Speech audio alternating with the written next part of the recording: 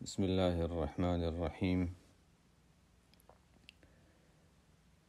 الحمد لله رب العالمين،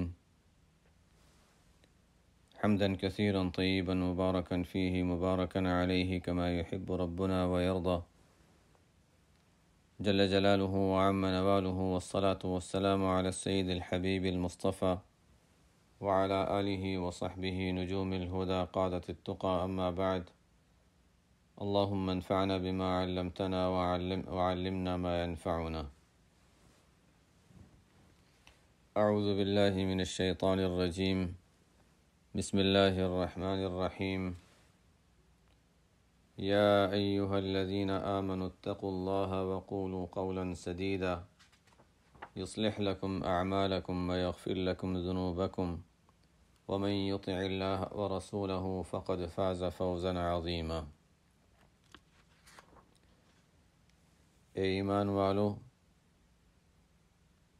اللہ تعالیٰ کا تقوی اختیار کرو اور درست بات کہا کرو۔ اس کا فائدہ یہ ہوگا کہ یصلح لکم اعمالکم، اللہ تعالیٰ تمہارے اعمال کو قبول کرے گا۔ اعمال میں اصلاح آ جائے گی، درستی آ جائے گی تو اعمال قبول ہوں گے۔ وَيَغْفِرْ لَكُمْ ذُنُوبَكُمْ، تمہارے گناہوں کو بخش دے گا۔ اور عام اصول اور قاعدہ ہے وَمَن يُطِعِ اللَّهَ وَرَسُولَهُ، جو بھی اللہ اور اللہ کے رسول کی اطاعت کرتا رہے گا، اور جو شخص بھی اللہ اور اللہ کے رسول کی اطاعت کرے گا اور کرتا رہے گا، فقد فاز فوزا عظیما، تو واقعی اس نے بڑی کامیابی حاصل کر لی۔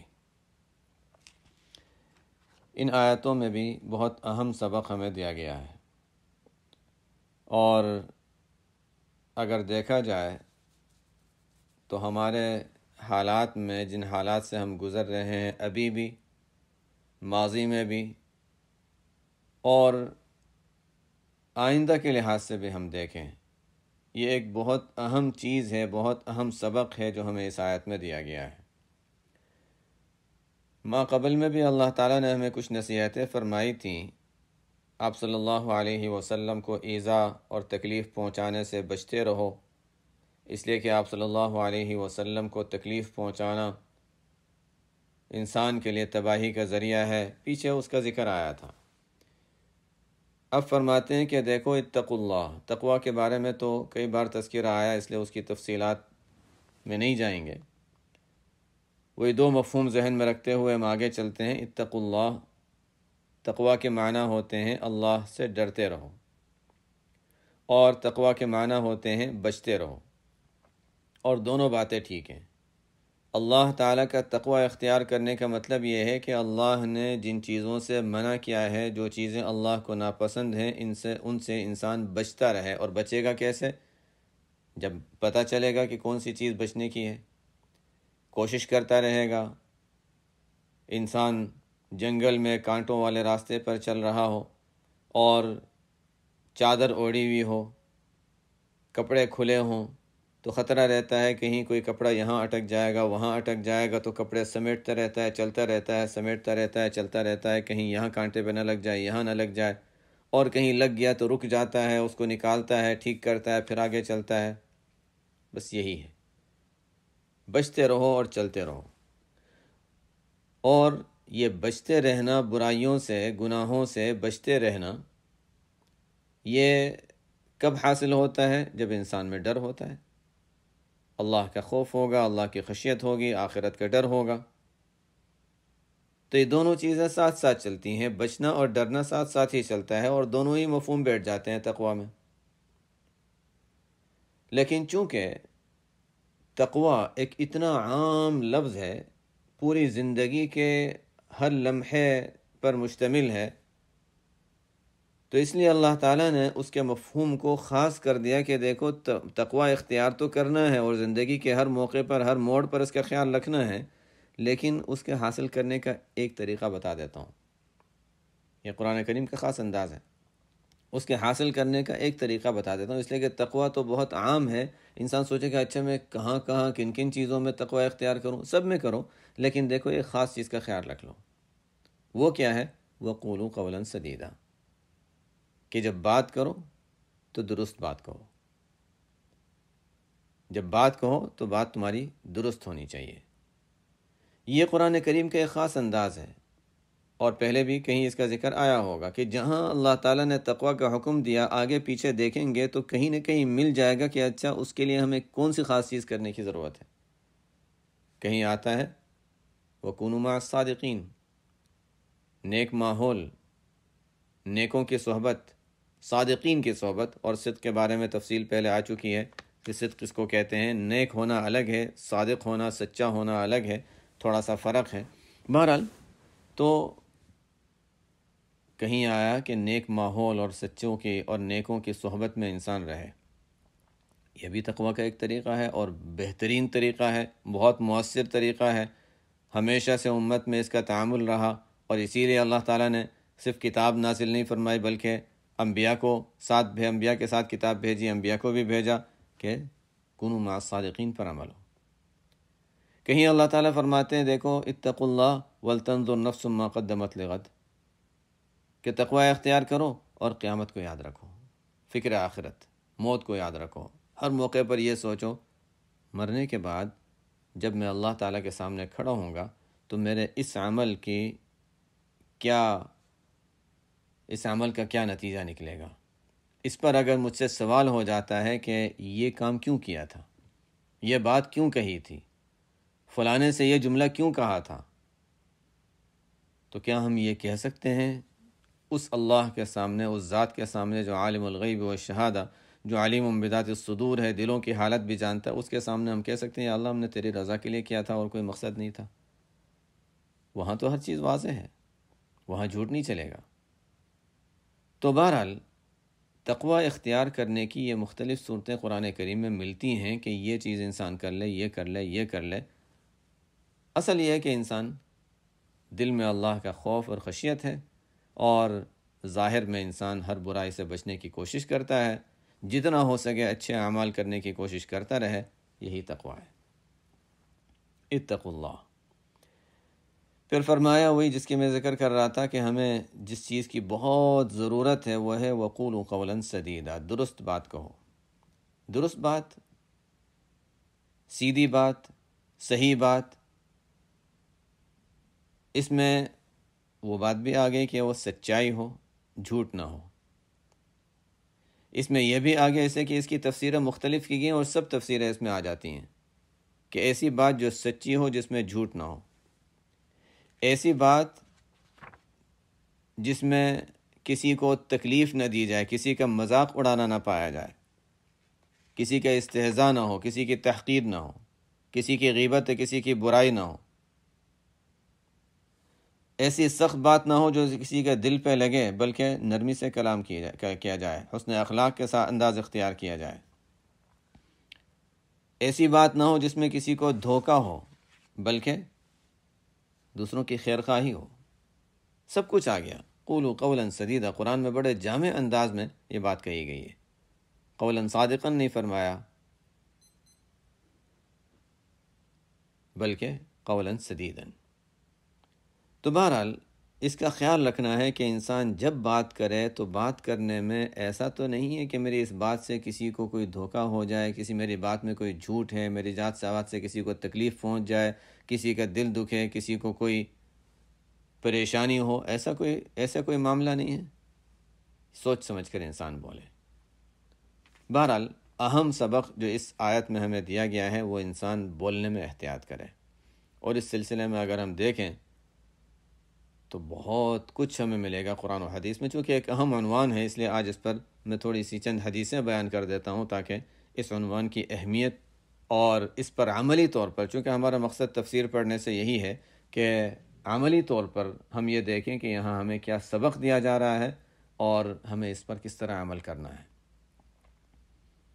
زبان اللہ تعالیٰ کی ایک بڑی نعمت ہے، ایک عظیم نعمت ہے، اللہ تعالیٰ نے اسے نعمتوں میں شمار فرمایا ہے، لیکن اس کو غلط استعمال کرنے کی وجہ سے وہ ہمارے لیے نعمت کی بجائے عذاب کا، تکلیف کا اور ہلاکت کا ذریعہ، دنیا میں بھی انسان کے لیے پریشانی کا ذریعہ، آخرت میں بھی پریشانی کا ذریعہ ہے۔ اور اگر اس کو انسان صحیح استعمال کرے تو دنیا میں بھی انسان کے لیے خیر کا ذریعہ اور آخرت میں بھی خیر کا ذریعہ ہے۔ یہ عظیم نعمت اللہ تعالیٰ نے دی ہے، رحمت بھی ہے، زحمت بھی ہے۔ قرآن میں اللہ تعالیٰ نے اس کو نعمت کے طور پر لسان و شفتین، دیکھو انسان کو ہم نے ہونٹ دیے، زبانیں دیں جس سے انسان کلام کرتا ہے، بات کرتا ہے، اپنی بات کو سمجھاتا ہے۔ الرحمن علم القرآن خلق الانسان علمہ البیان، انسان کو دل کی بات زبان پر لانا اور اس کو سامنے والے کو سمجھانا، یہ ایک ملکہ، یہ صلاحیت دی۔ اور انسان معذور ہو جاتا ہے، بوڑھا ہو جاتا ہے، کمزور ہو جاتا ہے، بڑھاپے میں جا کر اعضاء جواب دے دیتے ہیں، لیکن زبان چلتی رہتی ہے۔ بلکہ انسان کی جب مصروفیات کم ہو جاتی ہیں، جسم جب بیٹھنے لگ جاتا ہے تو زبان زیادہ چلنے لگ جاتی ہے۔ بہرحال لیکن اس کو صحیح استعمال کرنا، نعمت جب ہے تو نعمت کی قدر بھی ضروری ہے، اور اس نعمت کی جتنی ہم ناقدری کرتے ہیں، غلط استعمال کرتے ہیں، اس وجہ سے قرآن و حدیث میں ہمیں اس کی بڑی تاکید بیان کی گئی کہ دیکھو اس کو غلط استعمال نہ کرو۔ ایک صحابی ہے تو عقبہ بن عامر رضی اللہ تعالی عنہ نبی کریم صلی اللہ علیہ وسلم کی خدمت میں حاضر ہوئے، عرض کیا رسول اللہ من نجا، نجات حاصل کرنے کا کیا طریقہ ہے؟ انسان دنیا میں بھی تکلیفوں سے نجات پائے، آخرت میں اصل نجات پائے، نجات کا کیا طریقہ ہے؟ آپ صلی اللہ علیہ وسلم نے 3 نصیحتیں فرمائیں۔ پہلی بات فرمایا املک علیک لسانک، دوسری بات ولیسعک بیتک، تیسری بات وابکی علی خطیئتک۔ پہلی بات وہی تھی جو ہمارے اس آیت کے اور مضمون کے موافق ہے کہ املک علیک لسانک، اپنی زبان کو قابو میں رکھو۔ زبان چلتی رہتی ہے، پتہ نہیں کیا بول دیا، نہیں، انسان سوچ کر بولے، یعنی کہ بول کر سوچے۔ بول دیا پھر سوچتے ہیں وہ اچھا ہے، یہ نہ کہتا تو اچھا تھا، یہ میں نے غلط کہہ دیا، نہیں، پہلے سوچ لو کہ یہ جملہ کہنے میں فائدہ ہے یا نقصان ہے۔ فائدہ ہے ٹھیک ہے، نہیں ہے خاموش رہنے میں کوئی نقصان نہیں ہوگا، بعد میں بھی کہہ سکتے ہیں بات۔ املک علیک لسانک، زبان کو قابو میں رکھو۔ ولیسعک بیتک، گھر تمہارے لیے کافی ہونا چاہیے، بلا ضرورت ادھر ادھر باہر نہ نکلا کرو، اور پہلے اس پر تفصیلی بات ہو چکی ہے۔ وابکی علی خطیئتک، اور جو غلطیاں ہوتی رہتی ہیں انسان سے، یہ تو ہوتا نہیں کہ انسان غلطی نہ کرے، غلطیاں تو ہوتی ہیں، اپنی غلطیوں کو یاد کرو اور اس پر روتے رہو۔ ایک حدیث بخاری شریف میں آپ صلی اللہ علیہ وسلم نے ارشاد فرمایا ان العبد لا يتكلم بالكلمة من رضوان اللہ، کوئی بندہ کوئی ایک بات اللہ کی رضامندی کی کوئی ایک بات کہہ دیتا ہے، اس طرح کہ اس کو اس طرف توجہ بھی نہیں ہوتی کہ میں اتنی بڑی بات کہہ رہا ہوں، اتنی اہم بات کہہ رہا ہوں، اس نے تو کہہ دی ایک بات، نتیجہ یہ نکلتا ہے کہ یرفعہ اللہ بہا درجات، جس کی وجہ سے اللہ تعالیٰ اس کے کئی درجات بلند فرما دیتے ہیں۔ کچھ پتہ نہیں ہوتا، خیر کی بات کہنے میں انسان پیچھے نہ رہے، کیا پتہ ہمارا ایک جملہ خیر کا، ہماری ایک بات خیر کی ہم نے کہہ دی، ہم نے سوچا چلو ہم نے تو کہہ دیا، لیکن سامنے والے پر اس کا کیا اثر ہوتا ہے، اس کی کیسے زندگی پلٹ جاتی ہے۔ کرنے والی ذات تو اللہ تعالیٰ کی ہے، یہ جملہ سبب بن جائے گا، اس کی زندگی بن جائے گی، ہماری آخرت بن جائے گی۔ انداز اچھا ہو اور موقع مناسب ہو۔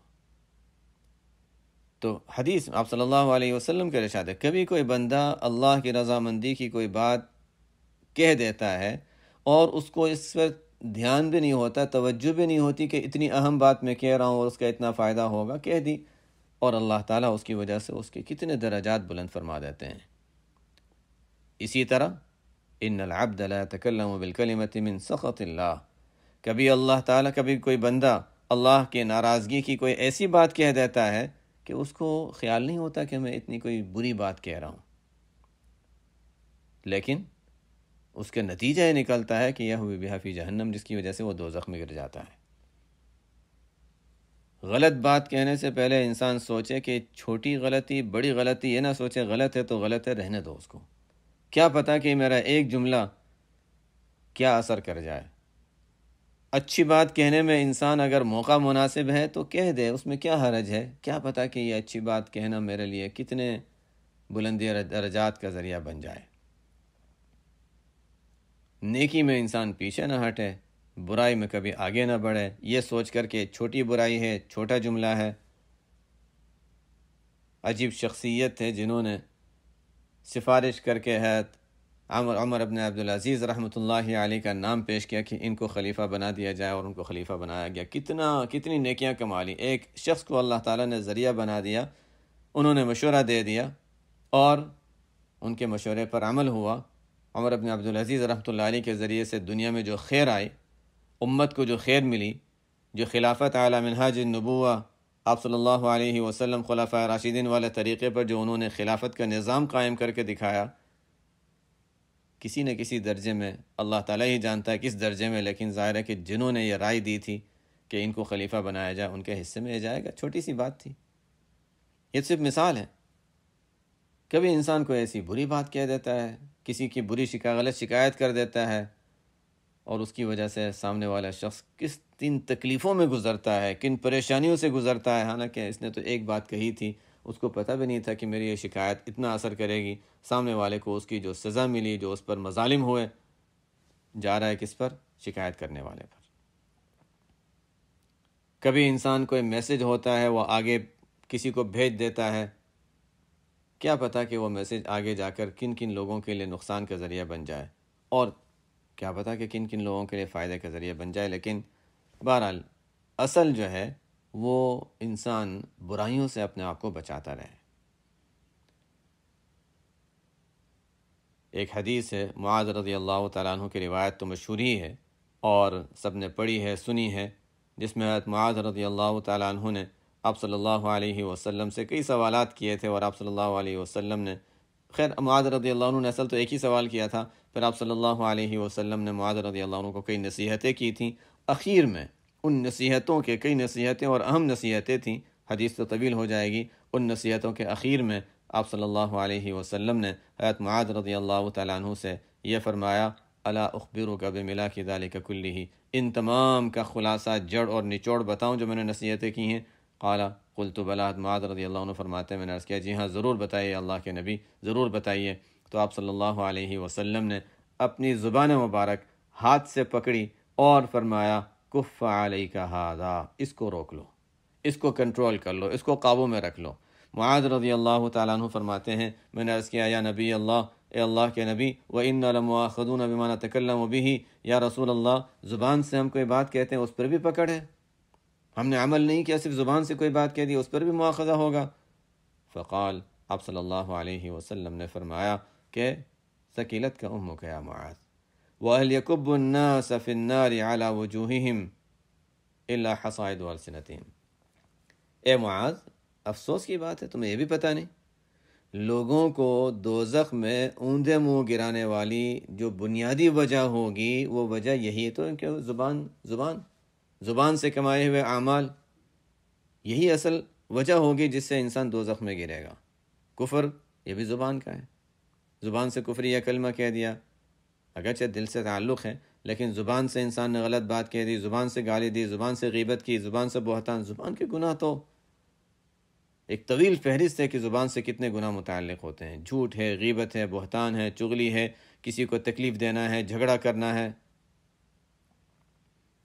ایک حدیث میں آپ صلی اللہ علیہ وسلم نے فرمایا، من یضمن لی ما بین لحییہ وما بین رجلیہ اضمن لہ الجنہ، جو مجھے ضمانت دے دے، ذمہ داری دے دے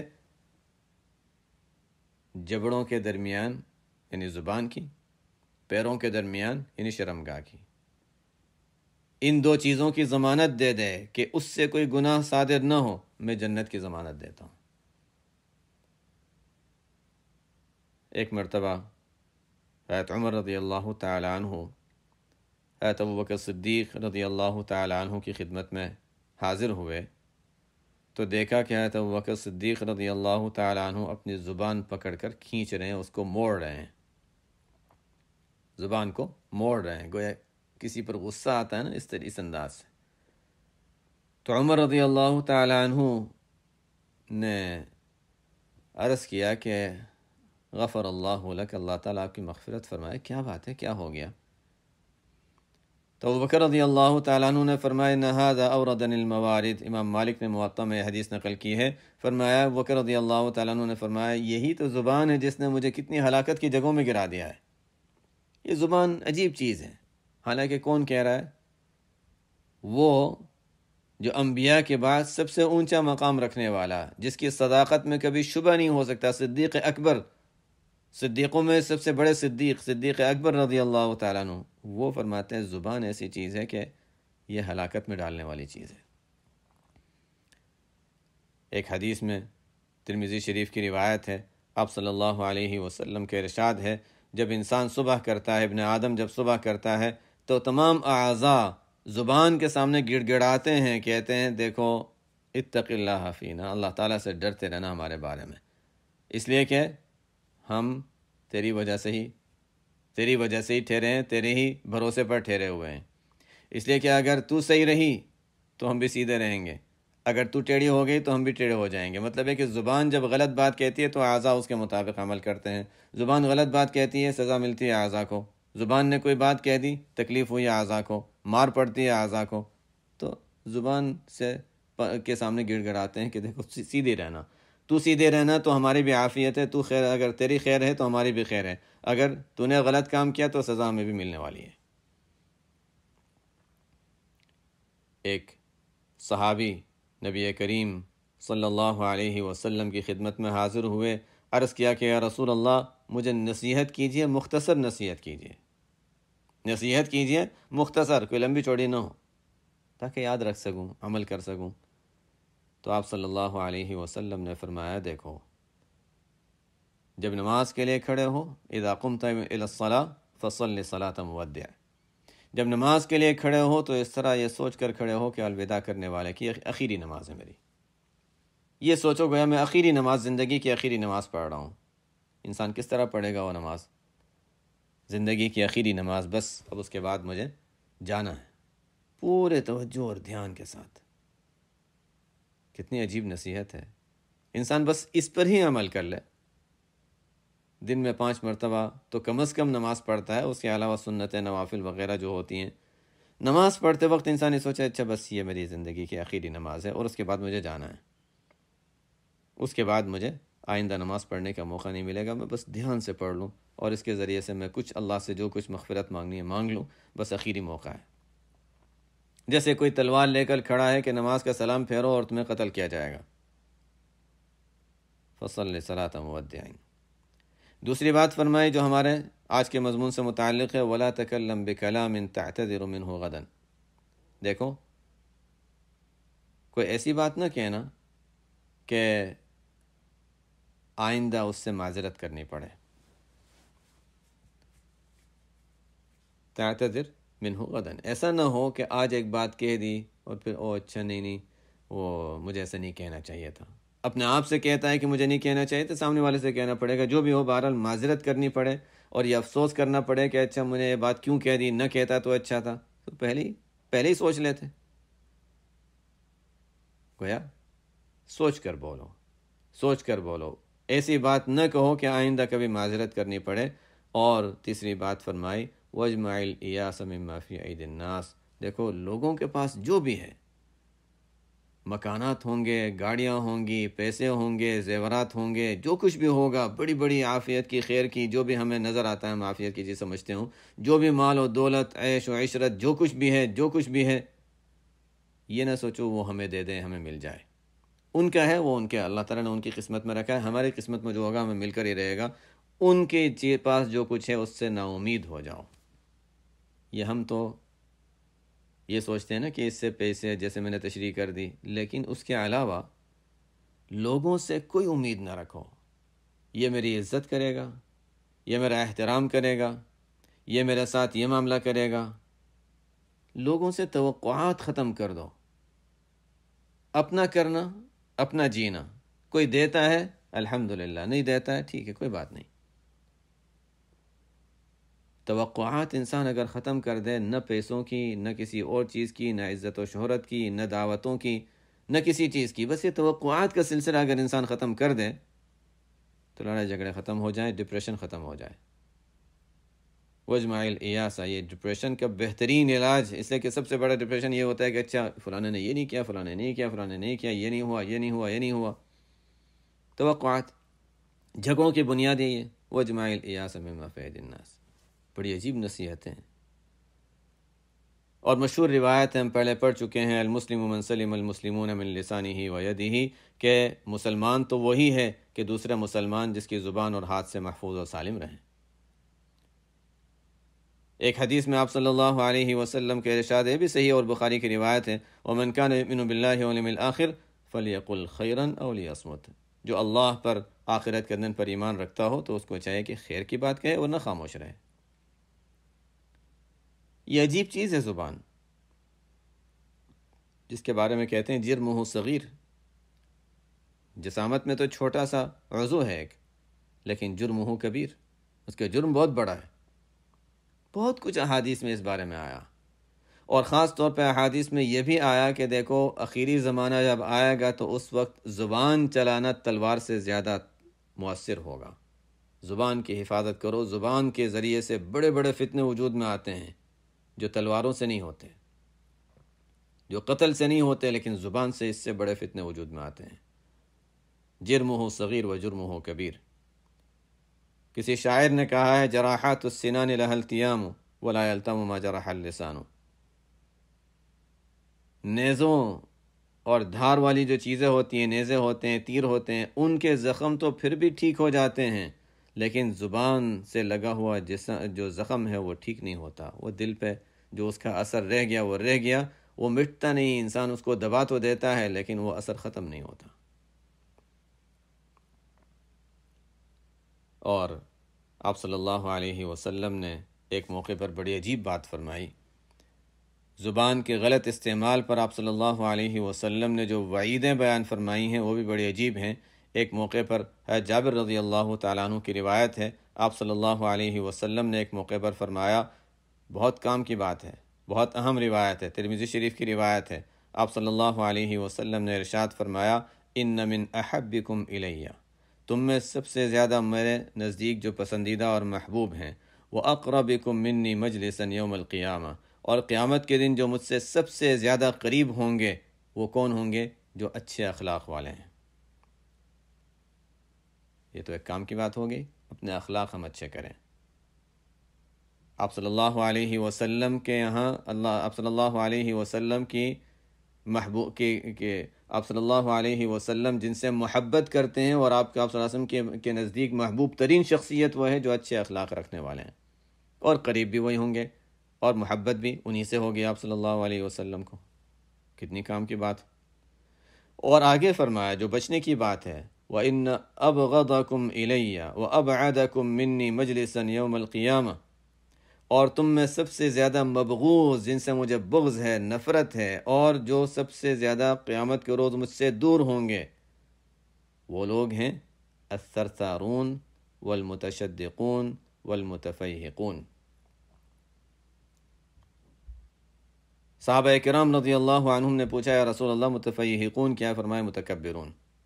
یہ تین الفاظ فرمائے تھے، سب سے مبغوض اور مجھ سے سب سے زیادہ دور قیامت کے دن وہ لوگ ہوں گے الثرثارون، سرثارون بہت زیادہ بات کرنے والا، بہت بات کرنے والے۔ ہم سب کے لیے سبق ہے، کہیں ایسا تو نہیں کہ ہم ایک بات 10 جملوں میں کہتے ہوں، اس کو ذرا مختصر کر دیں۔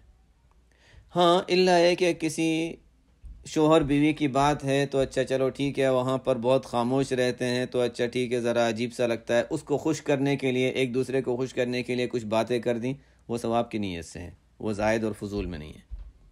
ایک شخص بیچ رہا ہے، بیچنے والا کہتا ہے اچھا اتنے کا، جیسے ہمارے ملکوں میں ہوتا ہے، فضول بات نہیں ہے۔ فضول بات انسان خود ہی پہچان سکتا ہے اپنے بارے میں کہ کتنا میں فضول اور زائد بات کر رہا ہوں، اور کہاں میں اپنے باتوں میں کمی لا سکتا ہوں۔ یہ کوئی مشکل چیز تو نہیں ہے۔ انسان بات کرنے کے بعد بھی سوچ سکتا ہے، کبھی اگر کسی کی عادت ہے زیادہ بولنے کی، بات کرنے کے بعد سوچے میں نے پورے بات میں کتنے جملے کام کے کہے تھے، اور حقیقتاً انسان سوچے 10 منٹ کی بات میں انسان اگر چاہے تو وہ آدھی منٹ میں وہ تمام باتیں کہہ سکتا تھا، لیکن بس وہ بات لمبی کرتے کرتے کرتے کرتے ادھر کی ادھر کی، اور زائد باتیں اتنی زیادہ کہ جس کا سامنے والے کو اس سے کوئی تعلق نہیں اور کوئی فائدے کی بات نہیں۔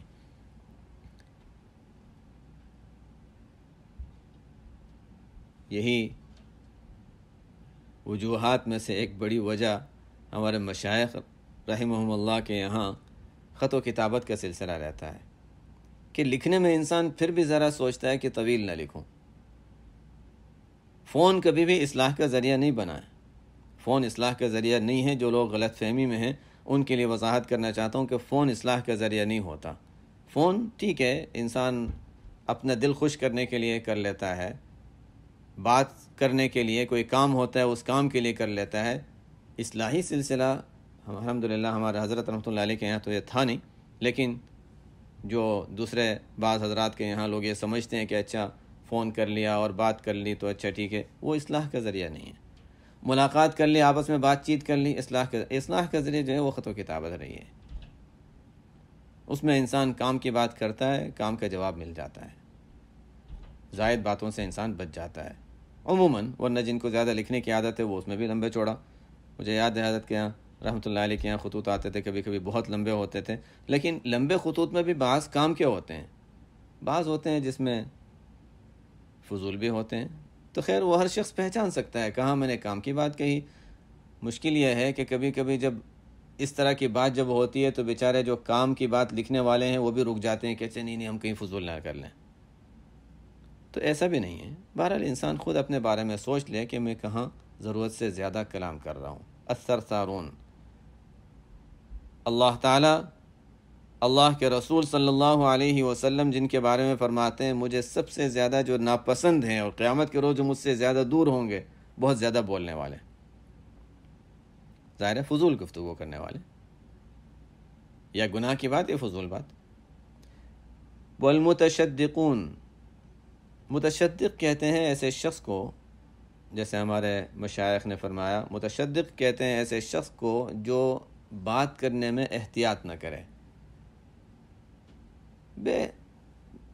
یعنی نہ کسی بڑے کا احترام کا خیال، نہ کسی کی کوئی موقع کا خیال، بس جس وقت جو منہ پہ آیا کہہ دیا، بڑوں کو برا کہہ دیا، بڑوں کی تحقیر کر دی، تذلیل کر دی، کس موقع پر کیا، جو منہ زبان میں آیا بول دیا۔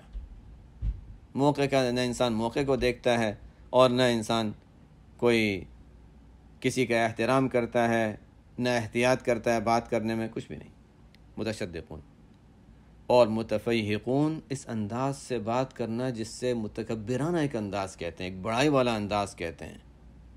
انداز بتا دیتا ہے انسان کو، لیکن اپنے بارے میں پہچاننا، اس لیے کہ جب انسان خود متکبر ہوتا ہے تو اپنے بارے میں یہ پہچاننا کہ میں متکبر ہوں، تو علاج کی پوری بنیاد اس کے ہاتھ میں آ گئی کہ بس ٹھیک ہے، پتہ چل گیا، جڑ پتہ معلوم ہو گئی کہ اچھا برائی کیا ہے۔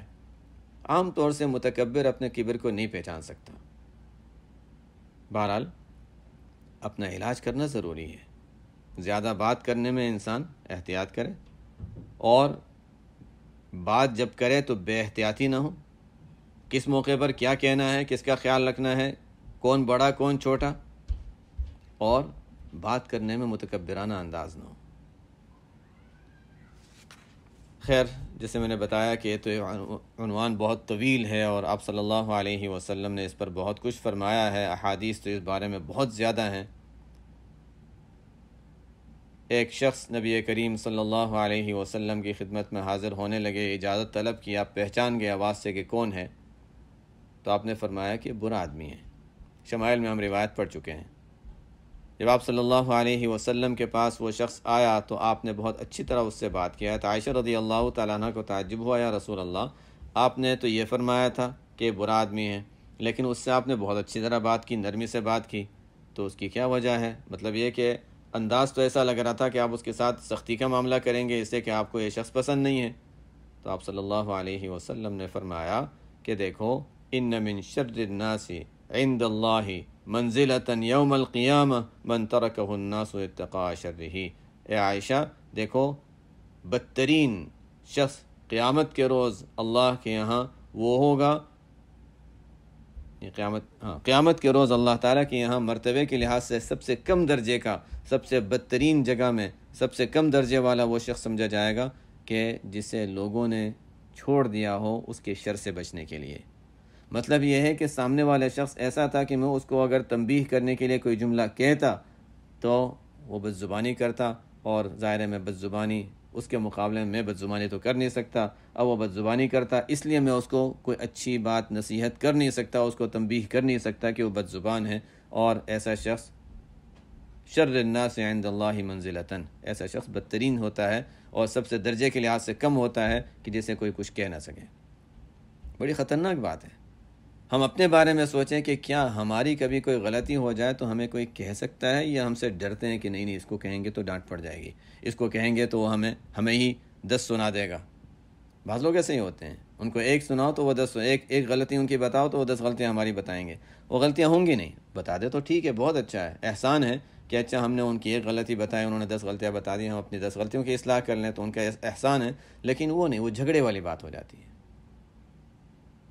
تو خیر، اسی طرح آپ صلی اللہ علیہ وسلم کے جو جملہ ہے کہ یہ بھی مقصد ہے کہ اگر لوگوں کو تنبیہ کرنے، اس طرح ڈانٹنے لگ جاؤں تو لوگ میرے پاس آنا چھوڑ دیں گے اور یہ میری بد اخلاقی سمجھی جائے گی، میں بد اخلاقوں میں شامل ہونا نہیں چاہتا اور ہو نہیں سکتا۔ اللہ تعالیٰ نے میرے لیے بد اخلاقی کو پسند نہیں فرمایا۔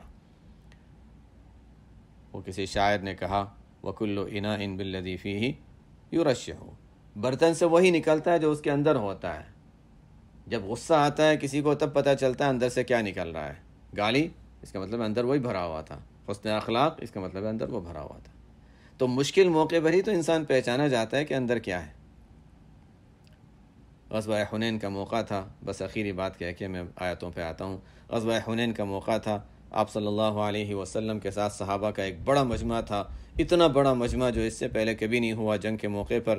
تو کسی صحابی کی زبان پر یہ بات آ گئی کہ اچھا آج تو ہم نے تو بڑے مفہوم یہ تھا کہ ہم نے تو بڑوں کا، بڑی فوجوں کا مقابلہ کیا ہے، یہ آگے والے حنین کے لوگ ہیں ہی کیا؟ مطلب ہے کہ ہماری تعداد اتنی بڑی ہے، سامنے والے تعداد ہے ہی کیا؟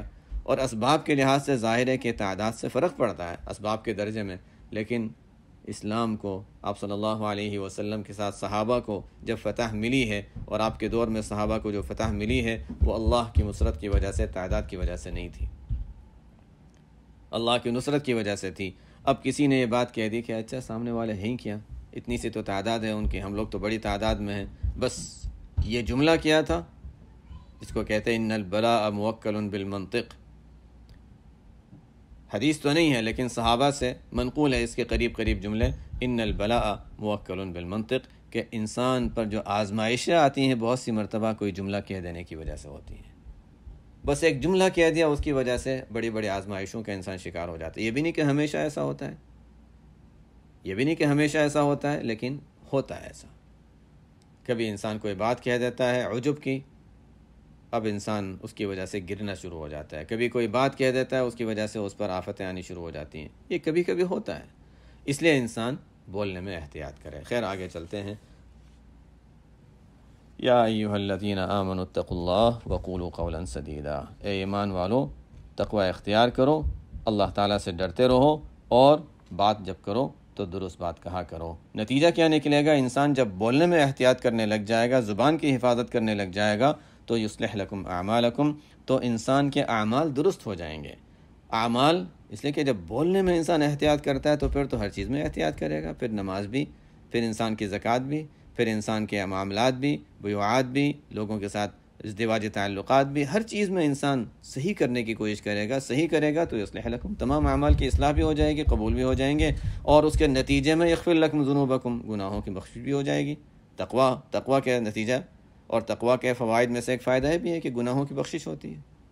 تو زبان کو کنٹرول کرنے کے نتیجے میں یہ سب چیزیں انسان کو مل رہی ہیں۔ اور یہ سب کیوں کر رہا ہے انسان؟ زبان کی حفاظت کیوں کرتا ہے؟ اس لیے کہ اللہ اور اللہ کے رسول کی اطاعت ہے، اللہ تعالیٰ کا حکم ہے۔ تو آگے فرمائے وَمَن يُطِعِ اللَّهَ وَرَسُولَهُ، جہاں بھی کوئی شخص اللہ اور اللہ کے رسول کی اطاعت کرے گا فَقَدْ فَازَ فَوْزًا عَظِيمًا، تو واقعی اس نے بڑی کامیابی حاصل کر لی۔ کامیابی کا راستہ یہی ہے کہ اللہ اور اللہ کے رسول کی اطاعت کی جائے۔ اللہ تعالی ہمیں ان آیاتوں میں جو سبق ہے اس کو پوری طرح سمجھنے کی اور اس کے مطابق اللہ تعالیٰ عمل کرنے کی توفیق عطا فرمائے۔ بہت بڑا ایک نقصان ہے ہمارے لیے کہ یہ زبان کی جو نعمت ہے اس کو ہم غلط استعمال کریں۔ اس کی وجہ سے انسان، جیسے ابو بکر رضی اللہ عنہ کا ارشاد ہے، اپنے بارے میں تو نہیں، ہمارے بارے میں بالکل صحیح ہے کہ واقعتاً ان ھذا اوردنی الموارد، کہ زبان انسان کو بہت سی ہلاکت کی جگہوں میں اور نقصان کی جگہوں میں لے جاتی ہے۔ اللہ تعالیٰ ہم سب کی اور پوری امت کی حفاظت فرمائے۔ سبحانک اللہم و بحمدک، اشہد ان لا الہ الا انت، استغفرک و اتوب